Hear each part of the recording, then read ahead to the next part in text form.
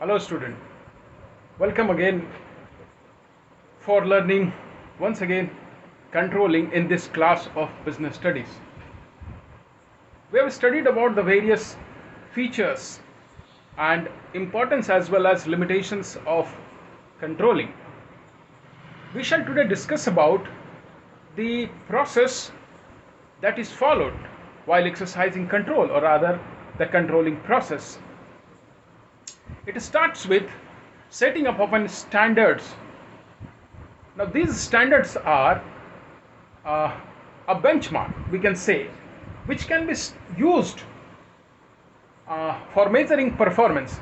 Now what this benchmark is, it is a benchmark of what should be the expected or desired level of performance.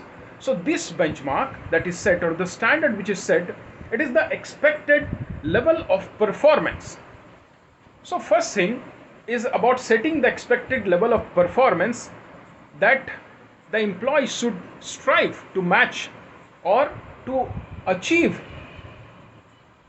These standards, it must be expressed in quantitative term. It should be very precise. Precise means very clear, very outright to the employees that what they are expected to achieve. As it should be in the quantity term. The purpose is that when it is expressed in a quantitative term, the standards, it should be clearly revealing what is the expected level of performance that an employee has to match up. And therefore, it is always expected that when the standard is set, it must be expressed in a quantitative term or quantitatively expressed. Now why? The reason is there that what should be the quantity of performance, what is the quality of performance, and what is the time within which the work has to be completed. So when we say that it has to be quantified, it means quantitative in terms of the quality, in terms of the numbers of quantity, and in terms of the time to be devoted. So therefore the standard has to be expressed in terms of quantity, in terms of time, and in terms of quality as well as. So therefore the first is setting up of the standards of performance against which the actual or performance of the employees is to be evaluated. Then the second one is measurement of the actual performance. Now this process, measurement, is basically aimed at to measure the actual performance of the employees or an individual or of the entire group. The purpose of this measurement is that they can be compared with the standard that have been set over there in the first steps. So the second process or the second steps is measurement of the actual performance, means to what extent in terms of quantity, in terms of time, and in terms of quality the employees have been able to reach to the benchmark or a standard of performance that have been set. So it is deciding what is the quantitative terms of actual performance of the employees. So that is the second step. Then the third one is comparison of the actual performance with the standard performance. In the third steps, the managers, they try to match the actual performance with the standard performance. Now this performance will reveal what is the standards of achievement of the employee, or rather in other words we can say it will reveal to what extent the performance had deviated from the standard level of performance. So when we compare, basically it highlights, it point out the deviations from the actual standard or from the standard that have been set. Then after we have decided that what is the deviation, how far the actual performance deviate from the standard performance, then the next step is analyze. We find out the nature, that is that deviations may be negative or it may be positive. Now positive deviation is when the actual performance is greater than the standard performance, whereas in negative deviation when the actual performance is less than the standard performance. So therefore the performance can be either positive, it can be negative.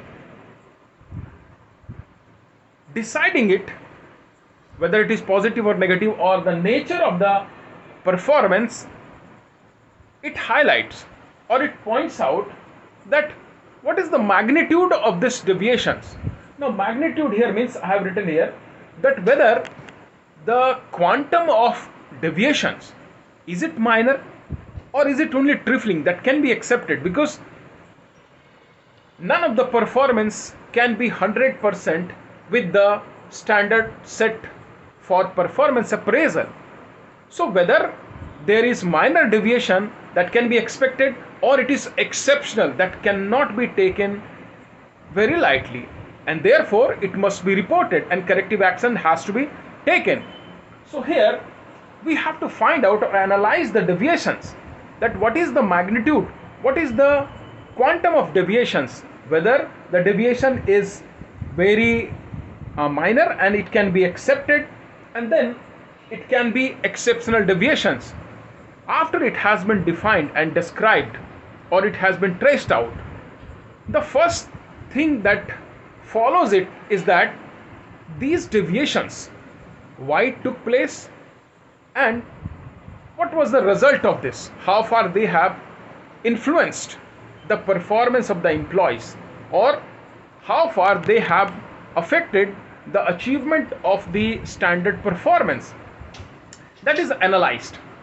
So the purpose of analyzing deviation is finding out that whether the deviation that has been ascertained in this process, what is the cause of such deviation. If the employees has not been able to achieve to the desired level of performance, what is the cause, and is it a minor deviations, is it a general deviation that is expected and that is inherent in all the performance, or is it something exceptional for which some necessary steps for appropriate corrective actions or measures has to be taken. So that is the purpose of analyzing of deviation, and it is followed by finally the taking corrective action. E is missing over here, so I would just write over here E, and this is corrective action.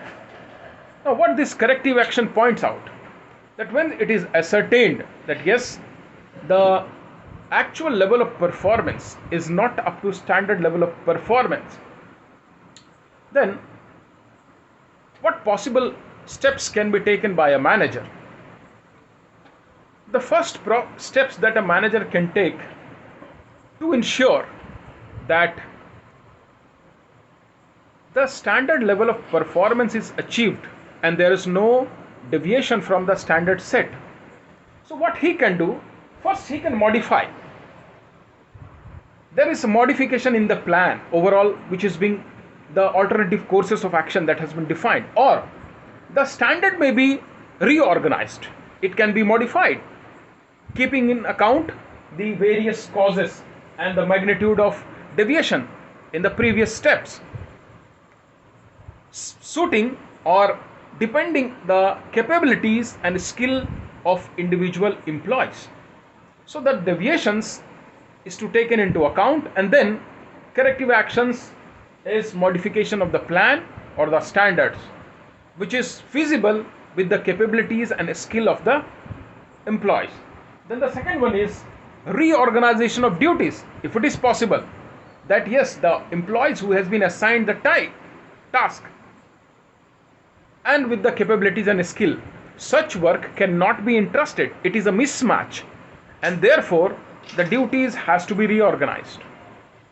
Reorganization of duties means shifting of the types of or the nature of the work, time of the work, and duration of the work, or changing the department of the employees. So all this is about the reorganization of the activities or the duties. And finally, clarification of the standards. Deviations might be also possible when the actual standard is not properly quantified and the standards is not clarified to the employees. They are not aware that what is the expected level of performance in the quantitative term. The first, that the standard must be expressed in quantitative term. If it is not expressed, the employees may not be able to know what is the standard that they have to match, that they have to expected, or on which they are expected to achieve at. So therefore it must be precise, it must be quantified.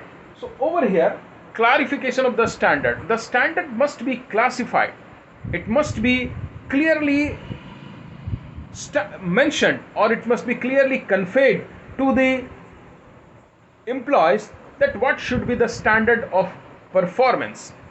Now this clarification of performance or standard also helps in effective control, and therefore the process of control entails these 5 steps.